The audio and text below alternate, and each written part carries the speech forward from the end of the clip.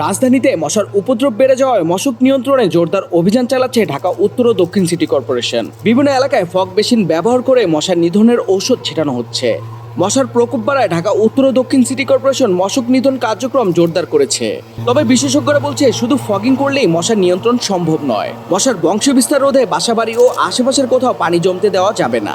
ফুলের টব, পুরনো টায়ার, ডাবের খোসা ও অন্যান্য পাত্র নিয়মিত পরিষ্কার রাখতে হবে। পাশাপাশি দিনের বেলাতেও মশার কামড় থেকে বাঁচতে প্রয়োজন হলে মশারি ব্যবহার করার পরামর্শ দেওয়া হয়েছে। ডেঙ্গু প্রতিরোধে সিটি কর্পোরেশনের পাশাপাশি নাগরিকদের সচেতনতাও সমান গুরুত্বপূর্ণ।